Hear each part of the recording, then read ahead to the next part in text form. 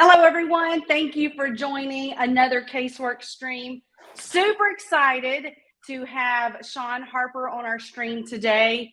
I had the pleasure of connecting and learning more about Shawn, his background. I guess it was Shawn, is not last week, the week before. We had our executive and leadership team in Austin.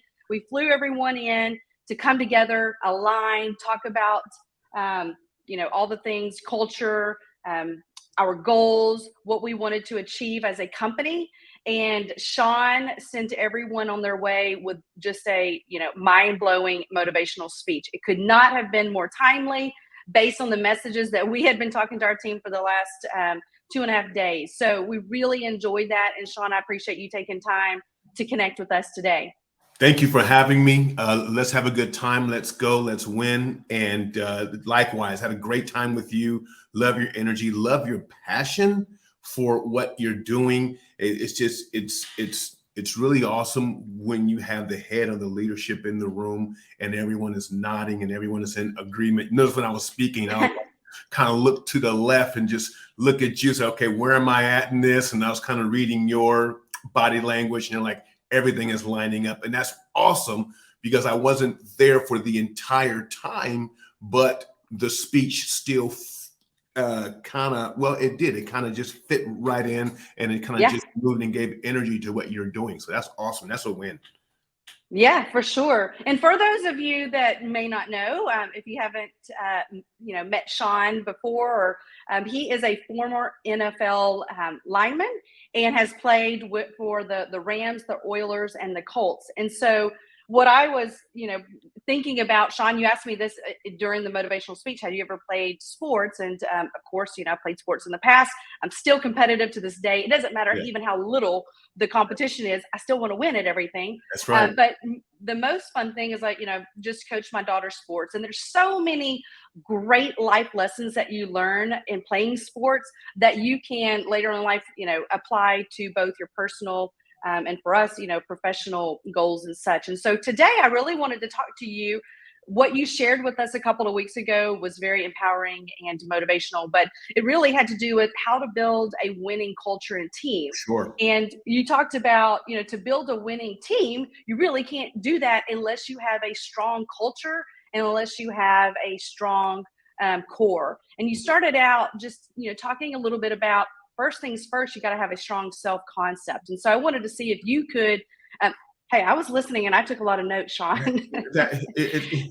You know what is so interesting is that so many people, and, I'm starting to think now that this is almost by a design, is that so many people have what I call a damaged self-concept, a victimized self-concept, an actual defeated self-concept. And what happens is that self-concept triggers, sabotages, belittles your belief systems. And then what you actually see to believe is limited. And then from there, your thoughts are limited. And then from there, your actions are limited. One of the things I've learned is that having that winning mindset, that winning of just your actual view on life is so powerful. So I was playing sports and I played for the Colts. And when I was playing for the Colts, I had a roommate. And this guy's name was Zach. This is true. And I'm in my bed, is nervous. At least I was nervous the next day, first day of pads, and he's in the dark. He's like, Shawn. I'm like, what? He's like, I'm starting this year. And I'm like, poor rookie. Like, you are indeed a third round pick, but you're a rookie. You got an all pro in front of you named Marshall. You have another outstanding running back in front of you. You got Clifford Gross in front. There's no way that you're going to play this year. Just sit back and just enjoy the year. Take it and learn. And, I try to smooth it out for him, right? But he said, I'm going to start this year, Shawn. And I think the third or fourth game, he's starting. Zach, Zach is out there. Zach Crockett is out there. He played like 11, 12 years in the NFL, but it came from within. The win came from within. It absolutely blew my mind that despite what was in front of him, he was not going to create the situation. He was going to manifest the situation. And that created a shift in my life. Like, wait a second. Winners win from within, and they create winning teams. And from winning teams, they manifest and create winning cultures. Yeah, and you talked about, and I wanted to hear a little bit more about this, that winners always separate themselves and stand out. So what did you mean when you mentioned that? How do winners, how do you notice a winner, and how are they standing out? When we're younger, we are taught conformity. We are taught to do everything in order. We are prescribed what success is, and the A on the test, and then whatever's different, whatever's unique, we are consciously or subconsciously snubbed for it. It's just like a force field. The kids around us might reject us. They might belittle us. They might bully us. Our parents, you want to look the same, dress the same, sit the same. Everything is prescribed. They're creating a great worker out of you because you're learning the same subjects 12 years in a row, right? History, math, English, science, whatever. It's the same thing, but they're educating you, but they're teaching you, and they're teaching you the conformity. But when we get older, I've noticed that people who are outliers, people who are unique, people who are different in a positive way, we admire them. So we teach conformity when we're younger, but when we're older, we realize that the ones who are the Michael Jordans, the LeBron James, the outliers in every aspect, those people are the winners because they're saying to the current structure, they're like, forget you, screw you. I'm going to carve my own path. I have my own self-concept. I believe in myself. I know who I am, and I'm going to win. And most people can't breach that because the self-concept was manipulated or damaged to say, you need approval. You need acceptance. That's why entrepreneurs fail. A lot of them is because we're always singing, looking for somebody's approval and someone's acceptance and someone's confirmation. Winners have it within, so they win within and they manifest it outward. So they stand out, they manifest it, but they understand the power. For them to succeed, they need to build a winning team themselves, and they need to surround themselves by people that complement, encourage, strengthen, and push them. Yeah. So that is a very humbling aspect of having that winner's mindset. It's because at some point you have to throw, or you're hit with a dash of reality and humility. It's like you can't do it by yourself. No winner can do it. You cannot name a winner that has done it by himself. I remember there was a great basketball player. Oh, he's dead now. Kobe Bryant. Kobe Bryant's he was one top 5 best basketball players. But at one point he thought that he was that guy. He was the one. And him and Shaq fell out. But then soon after, I believe that his head coach, his head coach left, and Phil left. And he's like, I'm Kobe, I got it. And although he had all the talent, he didn't have a team. And maybe 2 or 3 years later, they bring Phil back, and then they begin to dominate again. Every winner needs a team, and it's through humility, right? And through meekness that you just say, although I'm excellent at what I do, although I am a Michael Jordan, although I am a Michael Phelps, although I am an Elon Musk, although I am a Richard Hart, I need a team, and it's my ability. Now listen, it's my ability to work with a team, to actually motivate a team, to encourage a team that is directly contributed to the level of win you will have in life. Everyone doesn't have all the tools. Well, one thing, to think about the audience that listens to my streams, they're outside of the service providers like Caseworks. A lot of folks that are listening are going to be personal injury attorneys and mass tort attorneys who have a large team that need to you mentioned a couple of weeks ago, need to move forward as one. Right. And then you need to have a vision, because no one can buy into you until they buy into your vision. Right. And so you got to have the vision and the culture And so if people are like, well, this all sounds great and I love it, and I love the idea of having a vision and a culture, how do I actually do this? What would you say? First thing you have to do is that you have to solidify the vision and the culture within yourself. You have to grind it. Okay. We are spirit, soul, and body. You got to bring everybody into agreement, or I'm sorry, you got to bring yourself into agreement. A lot of times we say things we don't really mean. Well, this is what I want in life. This is this, but you know what? Your habits aren't lining up to that. So somewhere in there, there's some inconsistency. You got to kill that inconsistency, because when you move, you got to move spirit, soul, and body. You have to move into agreement. And once you line up totally in agreement, now it begins to exude from you like Wi-Fi. If you ever heard a person that truly, truly, truly believes in what he or she is saying, you can feel it come out of them. It's not so much what they say, it's the energy that comes behind that. So number one, you got to bring yourself into agreement. Number two, you got to destroy distractions. You have to destroy distractions.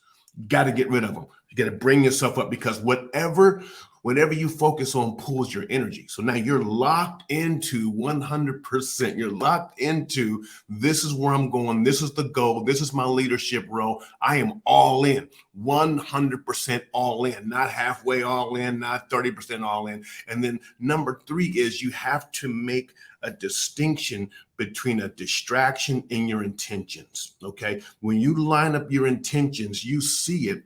Now you have the ability to course correct. And what I mean by that, when you have something that messes up, you're having a horrible day, you just have to be able to redirect and keep locked onto your intention. It's like flying a 747. If you jump on a 747 out of Austin, from the moment it takes off until the second it lands, it's off course. It's going up and down, up and down. Now the winner has the ability to have a bad play, to have a distraction, and within a millisecond, lock back on the end zone. I'm going to the end zone next. That is a skill set that we have to develop as winners, to say, you know what, I missed this one, but this is where I'm going. In fact, I don't even worry about that. You know, I was looking at this survey, and I posted it on my Facebook or whatever social, is that the top 5 players or top 10 who missed the most shots in the NBA are the ones who took the most shots in the NBA. And if I name off that list, it'll blow you away. Michael Jordan's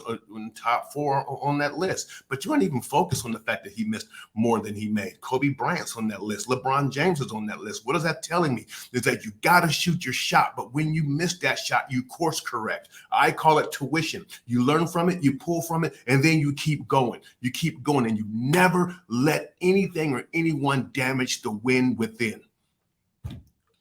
Yeah, fail fast, course correct, and keep on moving with your head up, for sure. Yes. Talking a little bit, I think something else that really resonated with me is that, you know, we're doing a lot of communicating with our teams, but we're not connecting. So a lot of talking is happening, but we're just not connecting. And if we're not connecting, there's just no way you can start to instill the culture. You want to speak a little bit more on that? Yeah. Connect, involve, upgrade. Okay. Remember that. Connect, involve, upgrade. Remember your connection point. Okay.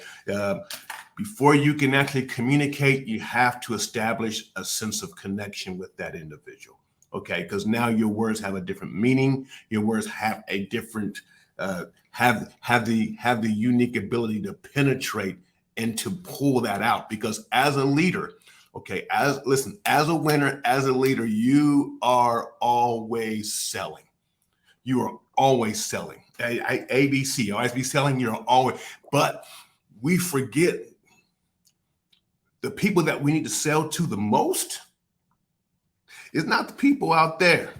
You're going to close. You're going to get your share of closing. It's the people around you. You have to sell your vision to the people around you, starting at home. You got to sell. You got to sell to the people from your house, from your inner circle, your co-workers, the people around you. So guess what? The way I dress, the way I talk, I have to realize, you know what? I cannot behave a certain way after 5. I just can't, out there kicking it. And why? I can have fun. They'll love me, but they might not respect me. They might not honor me. Now I've damaged that. So now when I'm asking them to do things, when I want things done, that's been damaged. Now there's inconsistency And now you kind of mess up the whole connection because listen, you have to get this, man. Professionals, you have to establish, because all communication is based off a relationship, right? So the way that I talk to my wife is not the way I'm going to talk to the host. The way that I talk to the host is not the way I'm going to talk to the president. So you have to protect that, and then they connect from that. And then when they connect from that, that's where the communication actually flows from. I had a situation just this morning. This person I'm going to have to offboard. And I'm like, great worker. I'm like, what happened? What happened in that? You know what? Start replaying some things, I'm like, you know what? I damaged that relationship. And once I damaged that relationship, now the person doesn't see me the way that they should. And now their production has dropped, and I have just ruined a potential great worker, not even 1 month for working for me, because I kind of messed up the relationship standard. Now I've messed up the connection. Now I've messed up the communication. Yeah. No, that makes sense. That's terrible. You talked a lot about core, having, you kind of gave some analogies about playing football. You got to have a strong core, and your team is the amplifier of your core. Yes. So when I was playing for the Indianapolis Colts again, the actual head trainer, one day after practice, I guess he was watching me all, but like, why is Tom watching me all practice? At the end of practice, I walked past him and he took his hand and he punched me in my stomach, and I bent over. I broke. Now listen, I was extremely strong. I benched, over 4 plates and inclined, I squatted like 700-800. I was strong, but he hit me and he's like, watching you in practice today, and I noticed this and this happened and that happened. I'm like, yeah, I gotta get my feet right. I said, no, you don't. He said, your core is weak. And after practice, he would make me do planks and do sit-ups and do what, just to strengthen my core. And I'm thinking, no, you need to have a strong bench. He said, no. He said, although this is strong, this is talent, the core regulates your talent. Your core actually gives strength to that. You transfer your energy from your legs all the way up through your core to your arms. The transference of energy has to go through your core. And if you have a weak internal core, it doesn't matter what type of talent you have, it will not manifest. It will not grow. It will not be 100% productive. So now, teaching you and learning and encouraging you, Shawn, how to live from the inside out, not from the outside in, living from the core to the teams to your culture. And when pressure comes, when adversity hit, when the pain comes, and I'm not the kind of guy like, oh, it's going to be a great day, I'm a motivational speaker. No, there will be painful days, but that separates the wheat from the chaff. That separates the losers from the winners. That separates the conquerors from the campers. When the pain comes and you have to not stand, but withstand, endure, it comes from your core. Don't try to strengthen your core when things are going bad. It's just too late. It's too late for that. You strengthen it now.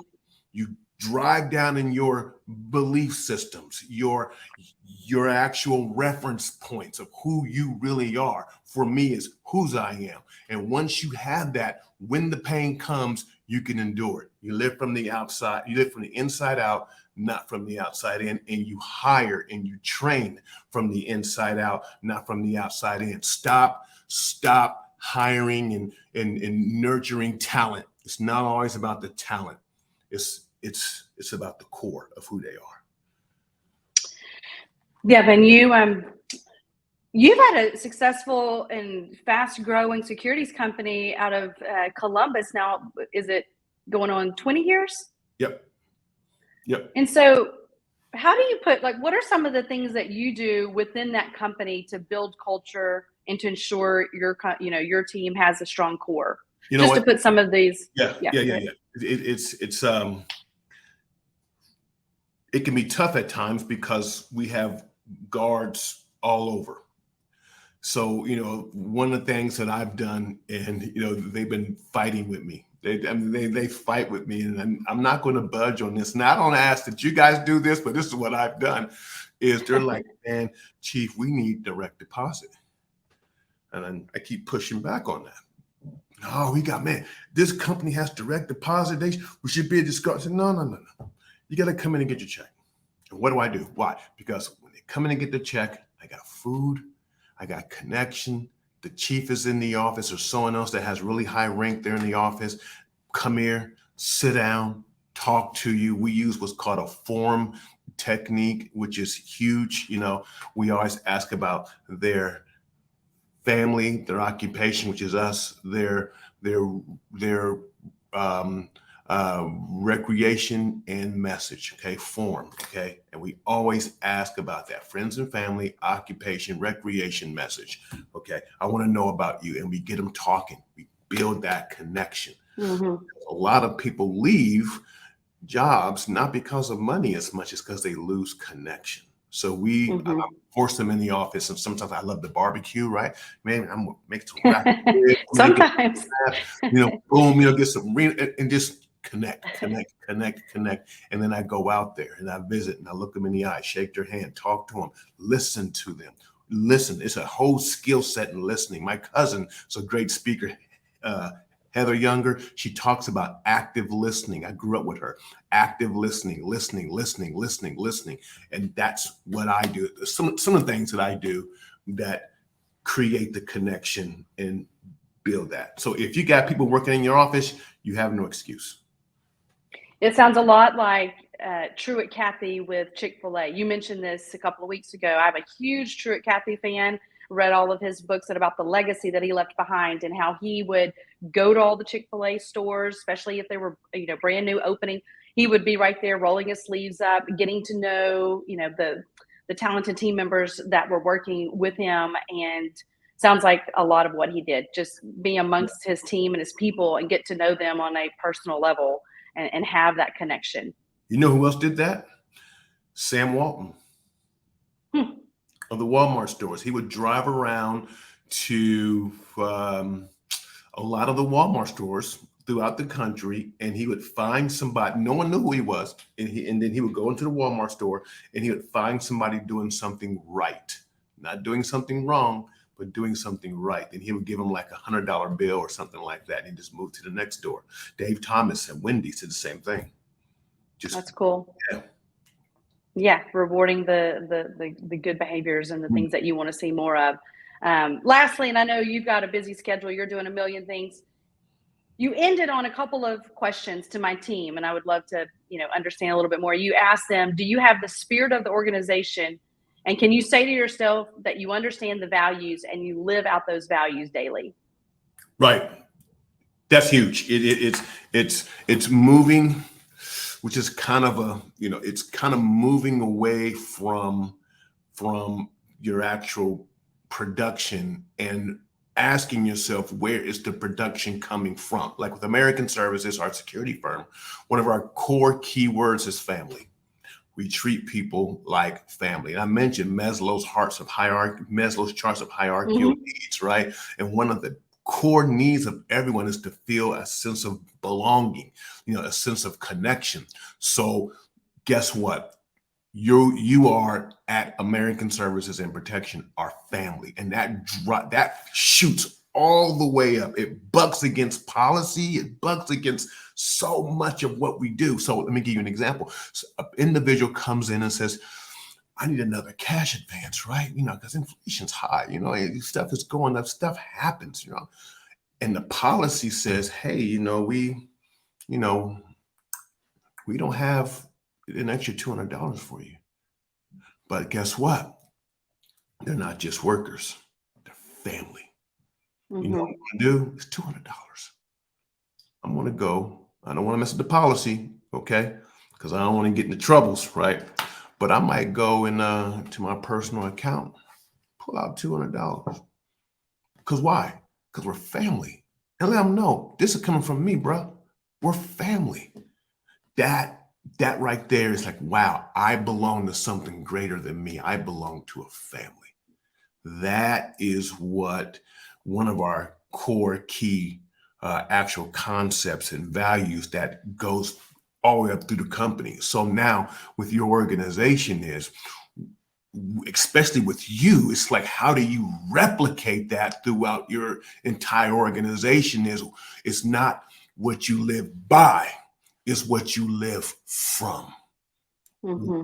What do you live from? Well, we live from quality work. We work from, assurance, and okay, great. Now, how is that affecting this? And when you and if it ever bumps up against the policy, you got to make a tough decision as the leader, and you got to find a way around that. And in the end, the core better win. Well, and you, yeah, exactly. And you create loyal Yes. employees that know that you care about them, that they care about your family. We've got 5 core values, one of them being love. And that's not the soft kind of love. Yes, we love you and we love your family, but sometimes it means tough love. But we also have a love fund where employees, maybe they, I don't know each employee, but let's say they give $2 every paycheck, and it accumulates. And when we have an employee that has a need, well, we go to our love fund committee, we present the need, and then we help to show them love, from the company. So everyone's supporting them. So I think that's huge, and I'll leave us on this. Back, I guess it was in 2015 is when I read all of Truett Cathy's books. And that's when I made the decision for my company is like, what is the legacy I want to leave behind? What type of company do I want to build?